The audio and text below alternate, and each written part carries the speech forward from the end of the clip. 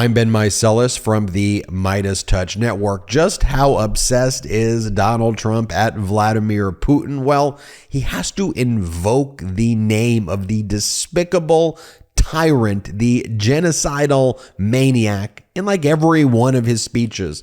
And he always has to praise him over and over and over again. It is dangerous and deranged. And Donald Trump did it in South Carolina in a speech Trump gave before a very small crowd there. Using the Putin tactic, Donald Trump and all the MAGA Republicans and right-wing media said, wow, there was 75,000 people who showed up for this event. There was not 75,000 people. It wasn't anywhere close to 75,000 people. Perhaps 5,000 people if I'm being generous, but in the Putin fashion, just lie. But here in the speech, you'll see Donald Trump is saying the reason why he should not be charged with violations of the Espionage Act is because Vladimir Putin says that he is vicious, but also he got along with Vladimir Putin. What in the world? Play this clip.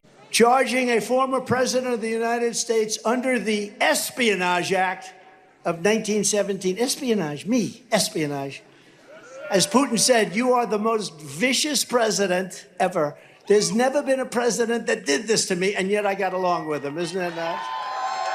Look, Donald Trump's obsession with Vladimir Putin stares us in the face. You don't have to look at some smoking gun piece of evidence where you have to find the needle in the haystack. It is right in front of our eyes over and over again. And when these MAGA Republicans try to gaslight you and say Trump isn't obsessed with Putin, Russia is a hoax. Well, let me prove that point completely wrong right now. And let me arm you with all of the tools you need to show any of your MAGA Republican friends the actual evidence and the facts.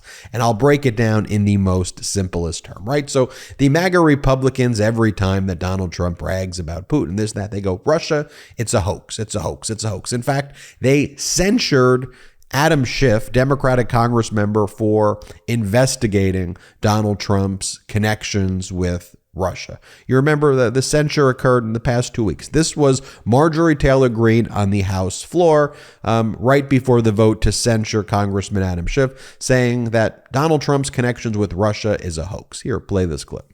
Adam Schiff lied to the American people by leading the fake Russian witch hunt against President Trump. He weaponized the House Intelligence Committee to abuse all principles of due process and perpetuate the lies of Russia collusion. And he did that on the media over and over again. His committee conducted approximately 53 interviews during its 2017-2018 Russia probe. And then over the weekend, Donald Trump posted on his social media platform in response to the Diamond and Silk account. I believe one passed away due to COVID. They wrote, is a censure resolution for Shifty Schiff enough for all the nefarious things he did to target a sitting president? And Trump's response is, no, it's not nearly enough. He's a treasonous sleazebag who has hurt our country greatly. He lied, leaked, and misrepresented everything at levels not seen before. He should pay a big price.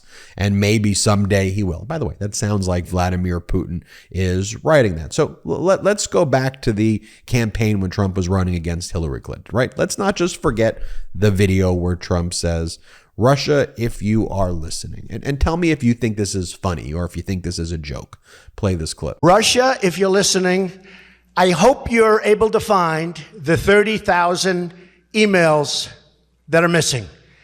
I think you will probably be rewarded mightily by our press. And I asked you, tell me if you think this is funny or if you think this is a joke, because in 2020 and recently, that's how Donald Trump and the MAGA supporters justify that.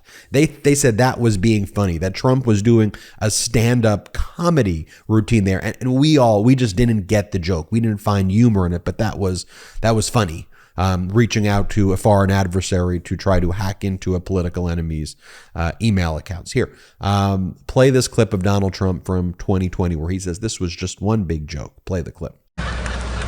Remember when I said, Russia, if you're listening in front of this mess, Russia, if you're listening, find out where her emails are, whatever. And then everybody laughed, I laughed, they actually play it all the time. When he spoke to Russia, you ever see it? And they cut it off before the end. They don't see any. I said, Russia, if you're listening, oh, these people are sick. He wants to erase your borders. Yeah, that was supposed to be a joke, right? It was a joke. It was a joke. Everybody was laughing, but they refused to go the extra quarter of a second. I know a lot of you watching are entrepreneurs. You run your own business. Heck, I run my own business too. So I know how hard it is to manage your numbers, manage the trends in the market, and budget, well, everything. But not every business is in the dark because of our sponsor today, NetSuite. NetSuite gives you the visibility and control you need to make better decisions faster.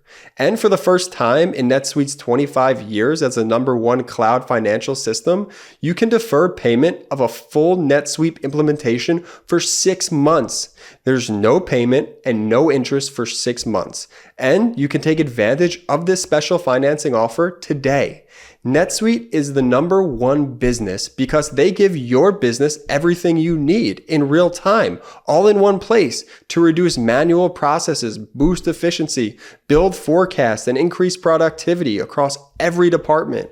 It's so incredible to have the power of having all the information in one place to make better decisions and the unprecedented offer NetSuite is providing to make that possible. More than 36,000 companies have already upgraded to NetSuite, gaining visibility and control over their financials, inventory, HR, e-commerce, and more. If you've been sizing NetSuite up to make the switch, then you know this deal is unprecedented. No interest, no payments. Take advantage of this special financing offer at netsuite.com/Meidas. That's netsuite.com/Meidas to get the visibility and control you need to weather any storm. netsuite.com/Meidas. So it was such a joke that you remember one of the first things Donald Trump did when he was in office, announcing that he and Vladimir Putin discussed forming a cybersecurity unit. That's where, not focus on our allies. Russia, whose modus operandi, destroy the United States of America and engage in cyber attack after cyber attack on the United States of America and literally kill Americans abroad and destroy democracy abroad. This is what Trump said. This is his post. Putin and I discussed forming an impenetrable cybersecurity unit so that election hacking and many other negative things will be guarded. Many other negative things will be guarded. How about we take a look at Don Jr.'s text messages from June of 2016, where he believed he was arranging a meeting with Russian emissaries who were going to give him dirt on Hillary Clinton. This is from one of his aides. Don, hope all is well. Emin asked that I schedule a meeting with you and the Russian government attorney who is flying over from Moscow for this Thursday. I believe you are aware of the meeting and so wondered if 3 p.m. or later on Thursday works for you. I assume it would be at your office, best. Rob Goldstone. And Don Jr. responds in June 2016 to set up the meeting. How about 3 at our office? Thanks, Rob. Appreciate you helping set it up. The meeting actually did take place. Don Jr. was ultimately upset at the fact that he didn't get the dirt that he was expecting and the people overrepresented their links with Putin and actually didn't have the dirt. And just watch, like Trump gets tongue-tied even trying to speak about his communications with Putin because it's all lies. And he's like, we'll just watch this. This was from that Brett Baer interview from a few weeks back where here Trump talks about his call that he had with Vladimir Putin. And Putin said how, I'm scared of you, Donald. You make me very scared. Here, play this clip. Look, I talked to him. I said, if you do it, there's going to be hell to pay. It's going to be a catastrophe. Don't do it. He said, no, you won't do that. I told him I was going to do something. He said, no, you will not do that. I said, I will, Vladimir, I will do it. I'm going to do it. And you know what? He didn't believe me. Whatever. It was pretty bad. And he didn't believe me at all, except for maybe 10%. And 10% is all you needed. And then we have to look at this stuff. We can't forget about this stuff that's going down, right? So this was, remember when Trump was in office, he had that meeting at Helsinki with Putin. And I just want you to watch this video. Watch this full video. Watch how Donald Trump answers this question and how he just so disgraced the United States of America, weakened us, and bowed down to Vladimir Putin. Play this clip. My first question for you, sir, is who do you believe? My second question is, would you now, with the whole world watching, tell President Putin, would you denounce what happened in 2016, and would you warn him to never do it again? So let me just say that we have two thoughts. You have groups that are wondering why the FBI never took the server. Haven't they taken the server? Why was the FBI told to leave the office of the Democratic National Committee? I've been wondering that. I've been asking that for months and months, and I've been tweeting it out and calling it out on social media. Where is the server? I want to know, where is the server, and what is the server saying?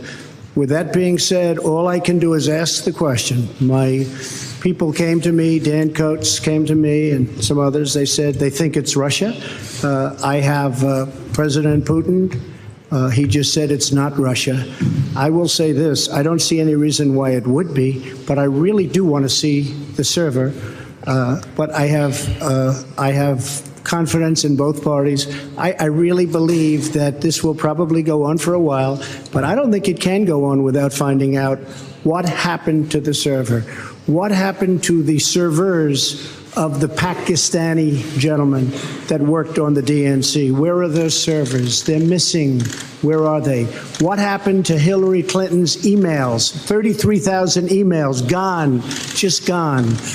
I think in Russia they wouldn't be gone so easily. I think it's a disgrace that we can't get Hillary Clinton's 33,000 emails. So I have great confidence in my intelligence people, but I will tell you that President Putin was extremely strong and powerful in his denial today. And what he did is an incredible offer.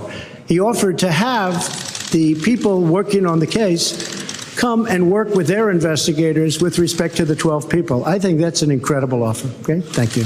I should also mention that Donald Trump's campaign manager, Paul Manafort, was convicted twice, two separate cases, two separate juries for his conduct relating to links to Russia. Mike Flynn, guilty, pled guilty.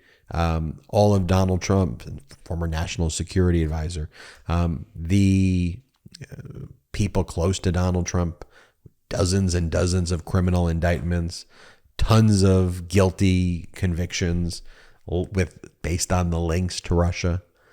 I mean, it's all there. I mean, it's staring us in the face. And then, of course, you got Donald Trump when actually just giving a speech, the way he is defending himself is by invoking Putin. Think about that. Think about that. I'm Ben Meiselas from the MeidasTouch Network. Hit subscribe. We're on our way to 1.5 million subscribers. Thanks to your support. Check us out at patreon.com/MeidasTouch. Wherever you get audio podcasts, subscribe to the MeidasTouch Network. Thank you. Hit subscribe. Hey, Meidas Mighty. Love this report? Continue the conversation by following us on Instagram @MeidasTouch to keep up with the most important news of the day. What are you waiting for? Follow us now.